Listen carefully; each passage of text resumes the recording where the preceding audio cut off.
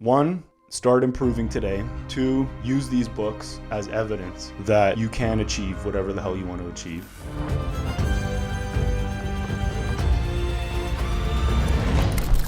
So let's talk mindset. We all are right now essentially who we think we ought to be. We're playing a role. We're playing a role of a son, a husband, a boyfriend, a dad, business owner, a worker, whatever. We have these defined roles that keep us where we are. But you're here, you're looking at this video because you in some way want to improve. Otherwise, you wouldn't be watching this. Part of that is breaking out of these roles. Part of that is removing these limiting beliefs. To do that, you need a growth mindset. You need to know that hard times have benefit, that starting behind of other people means you just have more lessons to learn, and those lessons will create character. Those lessons will somehow benefit you in the future. There is no negative. Nothing that happens to you is negative because it does in some way build character. But these roles we get in, we can live our entire lives without really being exposed to our potential. Part of that is because we don't believe that our potential is that great. So I've got books right here that go into sort of rags to riches success stories. The point of reading these stories is to see how far back these men were and what they eventually achieved. It'll give you insight into the fact that they are no different from you or I. If you hang around multi-millionaires or billionaires or whatever, you see that they are no different than you and I, except for the fact that they have this compounded knowledge. They've been through the highs, the lows. They've kept working. They've figured out things like routines. They figured out what to worry about, what not to worry about. They've figured out that this is all a game and that we can play whatever game we want to play. But until we understand that this upper echelon of living is open to us, we will stay in these predefined roles that can keep us chained for our entire lives until one day we might be exposed to the reality that we could play any game we want to play. We could play the billionaire game. We could play the millionaire game. We could play the extremely healthy, high-performing game. We can play all these games. It's just we thought we had to play this role that we were essentially trained to play since we were born. And then one day we realized that we could have played another game, and that will be crushing because it'll be too late. So one, start improving today. Two, use these books as evidence that you can achieve whatever the hell you want to achieve. It will take time, it will take effort. Things won't go your way, but things not going your way are a part of the process, a part of the journey, and they end up benefiting you in some way. First, we're gonna go the black count.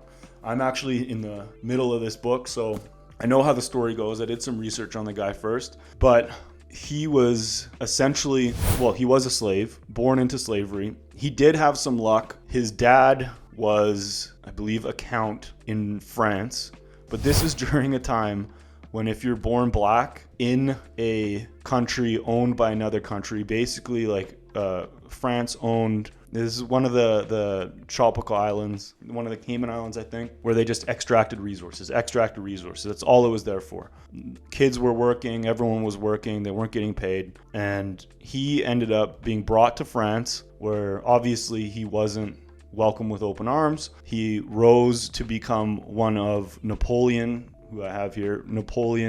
greatest soldiers and generals. I believe he became a general. This is an incredible book because it exposes you to an unfair beginning and an outsized result. Now, even with a little luck, if he wasn't great, he could not have achieved what he achieved. He became a hero, a liberator. He became a truly great man, and again, one of Napoleon's most valued soldiers. And he commanded men, he led them into battle. But if he didn't develop the skill that he eventually developed, we would never hear about him at all. I highly recommend you read this book. Everyone believes in luck. A lot of people are waiting for luck. The point of luck is sometimes we get opportunity, but we're not ready for that opportunity because we haven't developed the skill to seize that opportunity. So regardless of what's coming in and out of your life, you have to be getting better every single day. You have to be studying, you have to be learning, you have to be training, you have to be developing the skills that will one day allow you to seize the opportunity. Most people go through life without those skills to seize the opportunities, so they think they never got opportunities.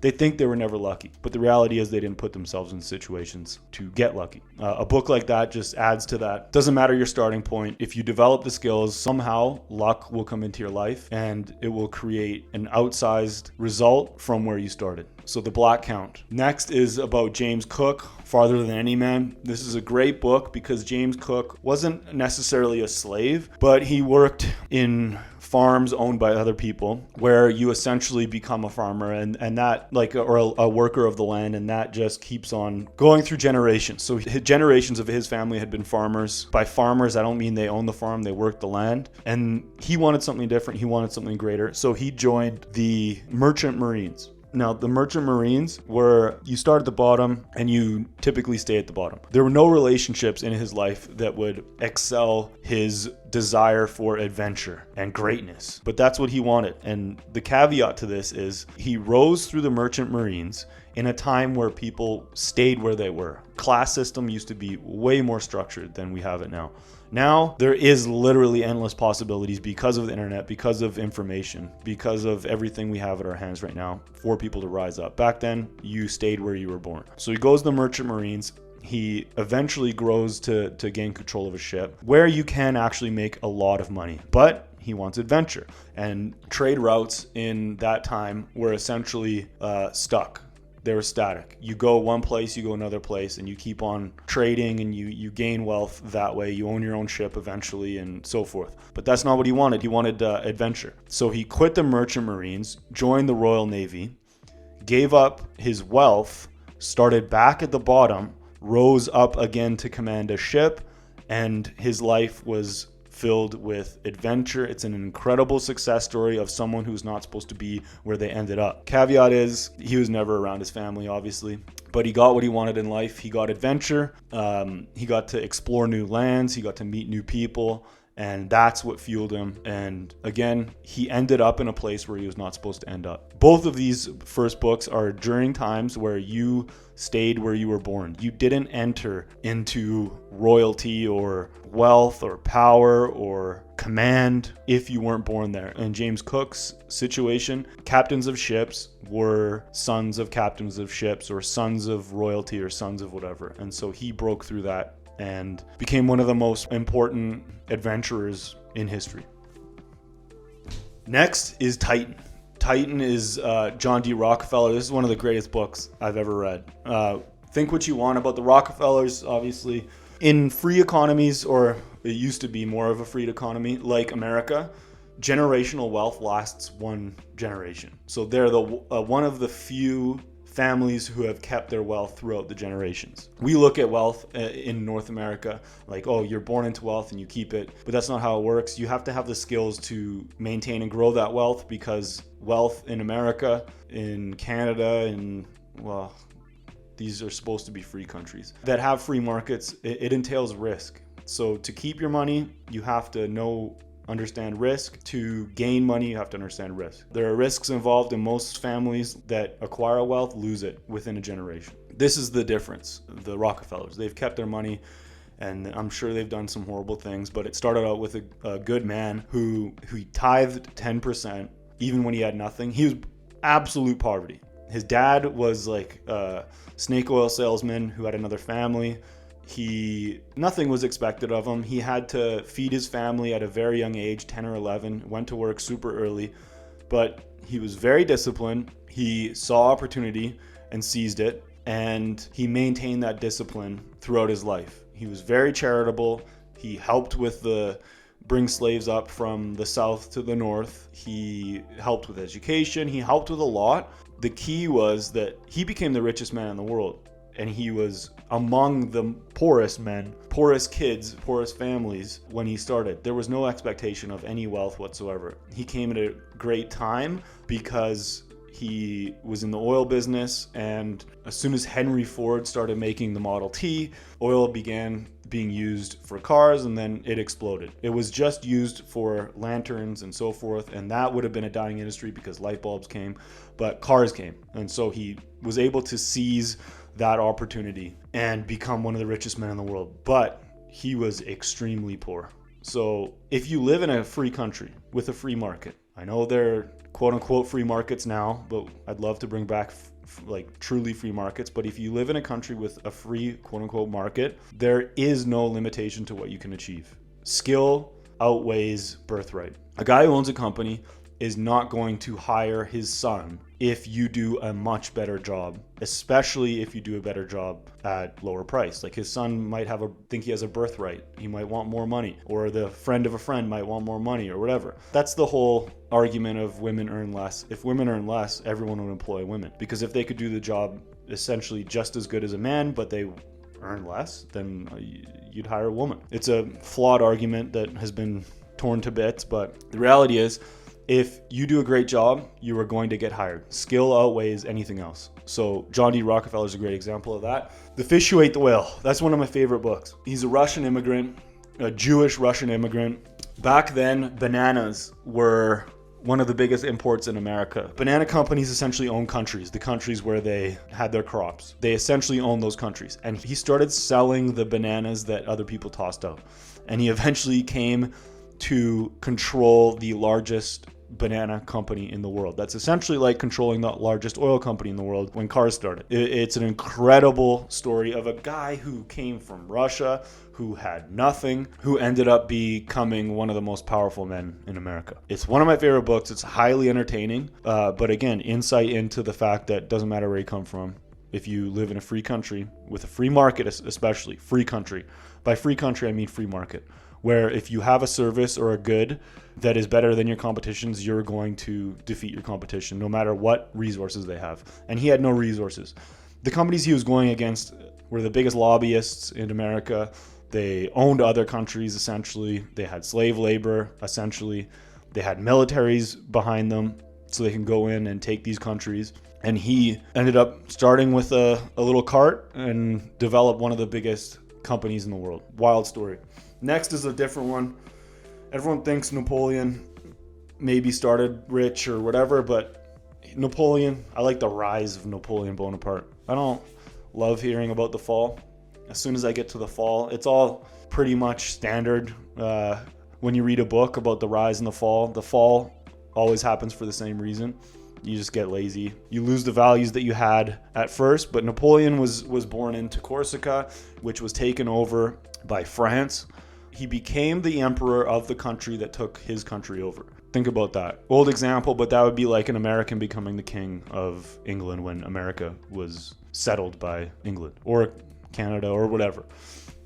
Or someone in India becoming the king of England back when England controlled India. Or another example is Brazilian becoming the king or whatever of Portugal back when Portugal ruled Brazil. It's wild. Part of it, or a large part of it, was because you read in the pages when his friends were partying, drinking, and whatnot. His peers were partying, drinking, and doing all that. He was reading. This goes into the birthright thing, or the coming from wealth thing. His peers were partying and drinking because they knew their path was set out for them. They didn't really have to work. They didn't have to challenge themselves. They knew that they would win or be successful regardless of what they did. He, on the other hand, had to become great, and he wanted to become great. If you look at all these examples, except for maybe John D. Rockefeller, who just kind of methodically improved, he became a titan. He became someone who had great power, but initially he was just trying to figure out a little edge and improve the life for his family bit by bit. Napoleon wanted to be great. And that desire led to actions that created that greatness. Again, if you don't develop the skills, you're not going to achieve the results. One other book I highly recommend you read is The Gambler. It's about Kurt Kerkorian. Again, born into poverty. I forget that book a little bit. I couldn't find it in my library, but he ended up becoming a billionaire. It's a relatively recent story like these of rags to riches. But again, all these books, I read these books just to reaffirm the evidence that it doesn't matter where you start. It doesn't even matter what country you live in. Because the Black Count, he was in France when there wasn't a free market, not even close. Everyone who had wealth was born into wealth. Same with James Cook. John D. Rockefeller, Arthur Zamuri in The Fish Who Ate the Whale, Napoleon. Actually, Napoleon was again in a non-free market. If you have the benefit of living in a country with somewhat of a free market, your potential of reaching great heights is essentially limitless. It's bound by certain things, regulations, taxes suck, especially if you're growing a company. You have a good year, you get taxed at 50, 60, whatever percent, and then you have a bad year, and those tax dollars could have helped you, whatever, succeed during the bad year. So there are limitations, but there aren't excuses. So you have to have a growth mindset. You have to understand that there is no limitation to what you can do. If you develop the skills, opportunities, and luck will come your way. And get rid of people with a limited mindset. Don't hang out with people who think you are who you're supposed to be, and that's all you're gonna ever be. These people will just be the crabs in the bucket. When one crab tries to get out of a bucket, all the other crabs try to pull him down. You don't want those people in your life. You want to improve, and you want to get after it. Check these books out. I'll put links in the description below. These are valuable reads that will reframe your outlook on what can be achieved, and then start getting after it. Start with a single habit a day. Read 20 pages, read 30 pages, have defined work periods. Get in the gym, build your best body, become as healthy as you can. But start the habits and develop the skills required to achieve what you want to achieve, and what you want to achieve will grow over time.